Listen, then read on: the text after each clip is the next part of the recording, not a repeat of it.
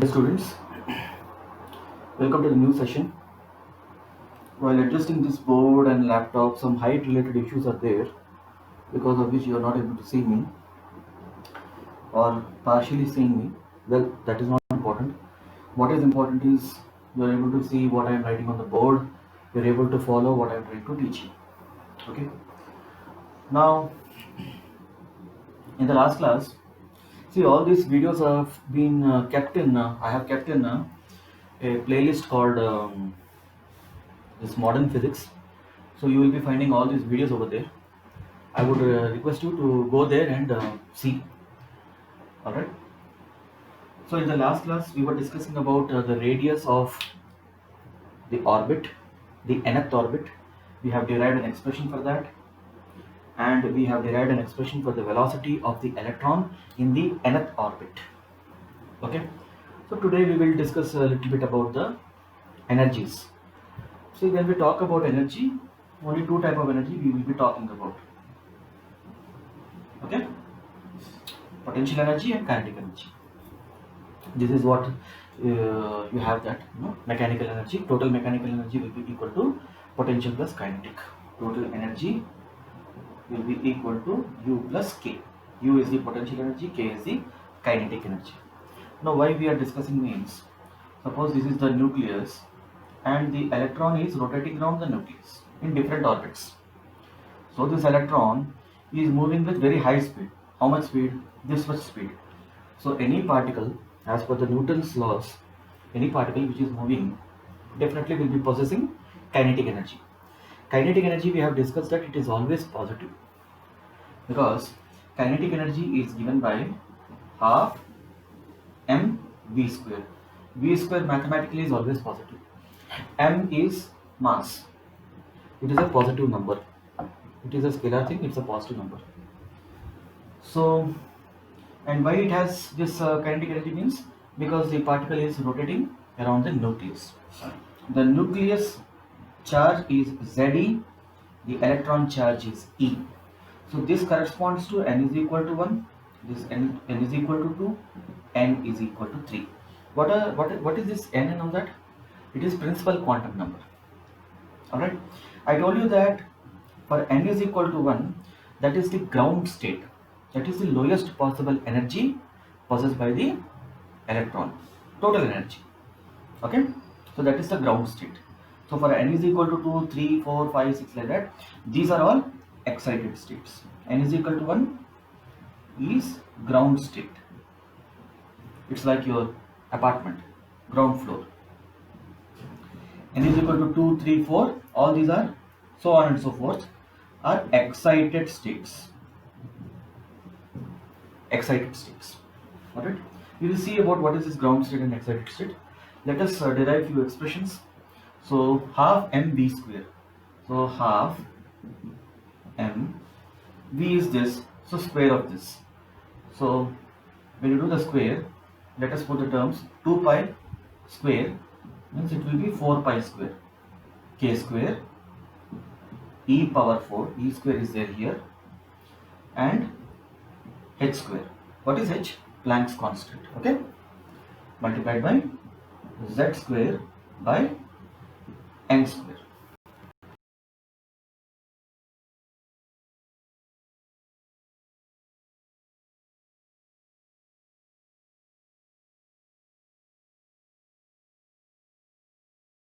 So the electron is also constant. You can say that kinetic energy is basically proportional to z square by n square, isn't it? Kinetic energy is proportional to z square by n square. You can add mass of electron also here if you wish. Basically mass of electron is constant here. So while doing any numerical, this will be useful to you. Okay, because sometimes mass of electron, sometimes mass of proton, a positively charged particle. In some question, positively charged particle may be given. So its mass is different from the mass of electron. So this is the relationship you have. So we need to, if you observe here, so kinetic energy, we need to put all these values, then you get the value, right? So okay, this is the kinetic expression for kinetic energy. and it is a positive value. So now let us move on to the potential energy. Now why potential energy is coming means, in center there is a positively charged core is there, and this electron is attracted towards that because of electrostatic force I told you. It's like, you take a body, a block, and you keep it on the top of the desk. It has some potential energy. Our regular calculation mg into h. So what happened? It is still in the gravitational field. It will have some potential energy. What happens if you take this electron far off, very far off? Its potential energy will become zero. At infinity, the potential energy will become zero. So in electrostat, we have seen that it is k q1 q2 by r, isn't it? So it is with a negative sign. So at infinity, u is basically zero. When it is beyond the effects of electric field, there will be no force between you. You cannot bring it over closer to the nucleus. So at very far off distance, we can safely say that potential energy is equal to zero. So it's like your number system. So here it is your zero. Alright. So it's like you're moving like this. Just a minute. This desktop, sometimes some useless things pop up. Alright. So you will get all negative values only here, and you're basically tending towards zero. This energy is equal to zero. Where it is happening? It is happening at infinity. R is equal to infinity. Energy is zero. Right? Mathematically put R is equal to infinity, you get zero. Infinity means 1 by infinity is not defined. So very large number. R is very, very large number. That means very, very, very, very large number. What will happen? There will be no, at this shell, the u value will be zero. So in between some values will be there. Okay? This is what I am trying to imply. Just remember this number graph. We will again discuss this point. So now just put the values over here. So this is minus. Okay. So k, q1, q2, ze, e. Many times we have done now. You become experts. What is this r? Radius is the nth orbit. So you have to put the expression for Rn. So this will be in the numerator. So it will come here. Divided by this term, it will go to the numerator. Okay. I'll put a dot over here. And 4 pi square k z m e square. Alright. Let us pull out all the constant terms. So you can see here z square is not a constant term. Z is the atomic number. It keeps on changing. Z square by n square. Alright. You can put m also over here. Rest all are constants only. Rest all are constants. Alright. K. There is one k here. There is another k here. So it will become k square. So z square I have pulled out. E square, e power 4 it will become 4 pi square. Here one minus will be there, and this is what? Alright, m z square by n square into this constant. Alright, m square, this constant. Now you see here, are you getting the same constant? See, k square, and there is no z here. This z I have pulled out.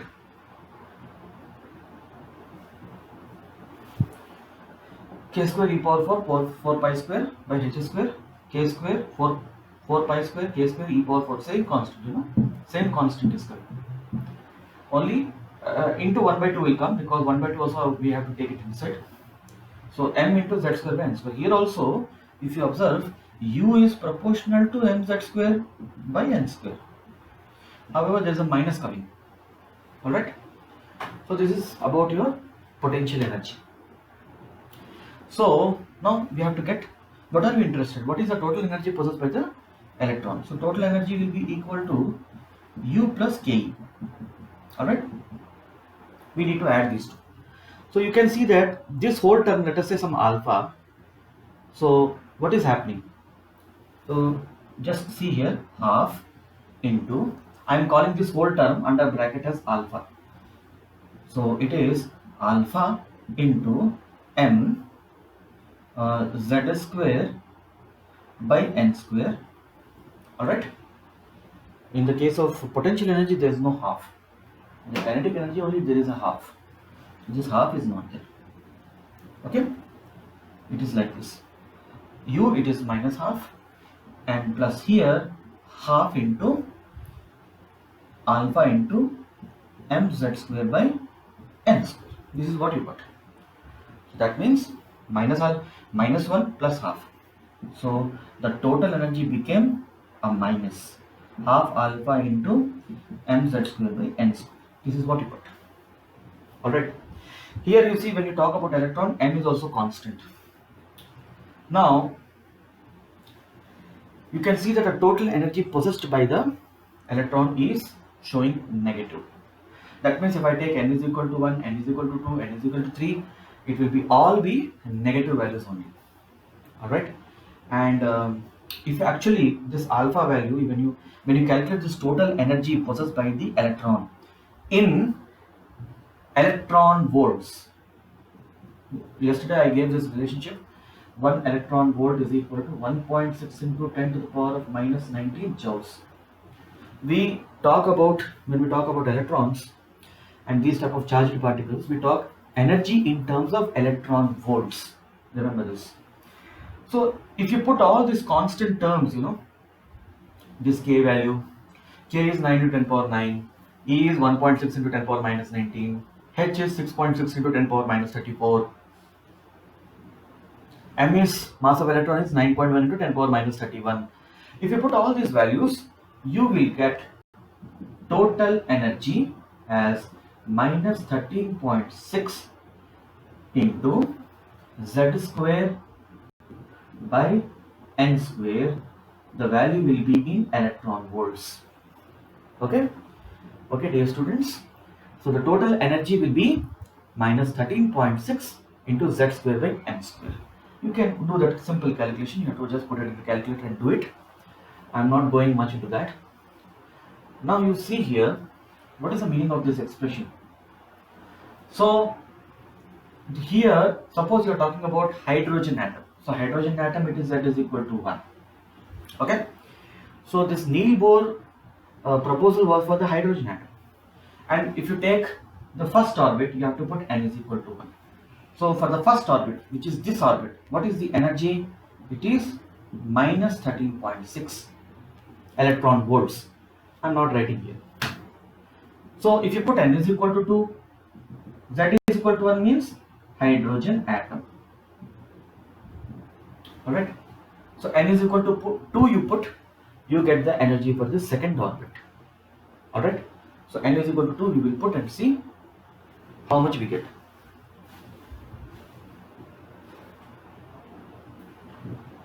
As far as I remember, it is 3.4. Let me just it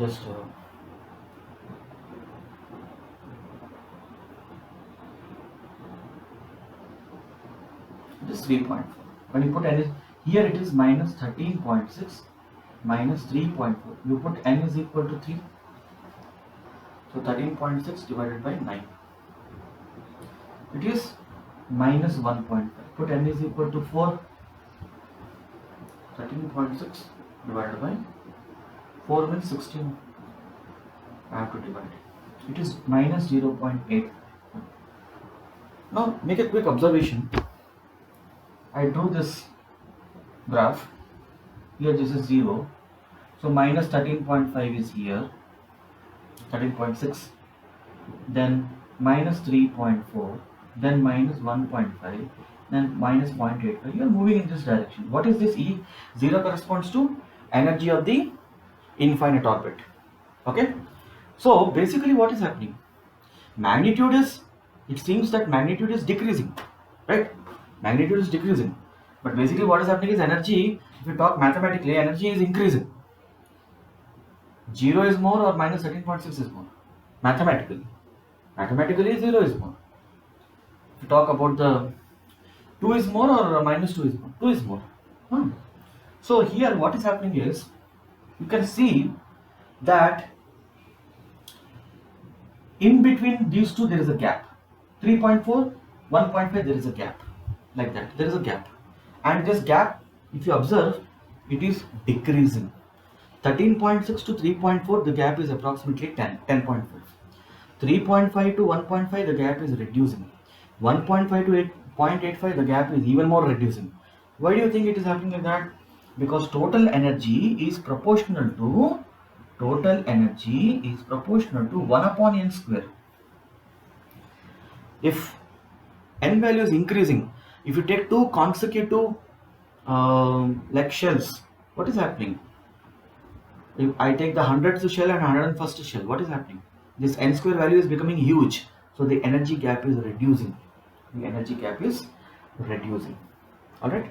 So these are some of the points which we have discussed now. Now, one more point.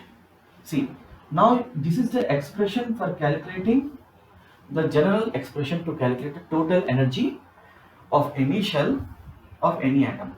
Okay. Now, if I want to calculate, let us say, for the lithium, any question comes, lithium third orbit energy. So, lithium first orbit energy, how you will get? You can use this expression for lithium. Your total energy will be equal to minus 13.6 into 3 square by, I am talking about first orbit of lithium, it is 1 square. So 13.6 into 9, how much is it? 13.6 into 9, it is minus 122.4, isn't it? So lithium nucleus is like this. Alright. So what is the nucleus core? It is 3e, right?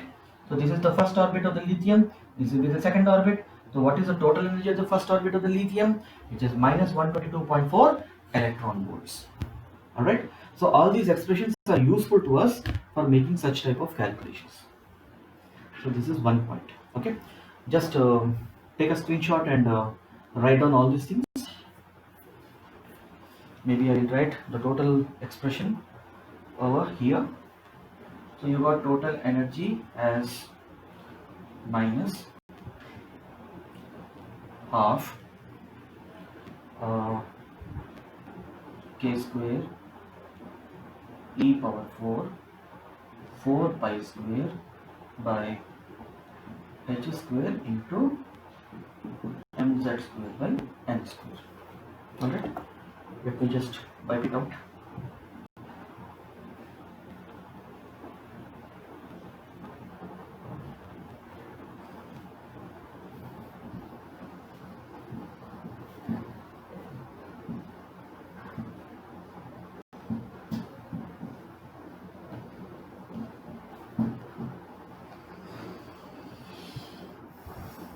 Safai Abhiyan is over.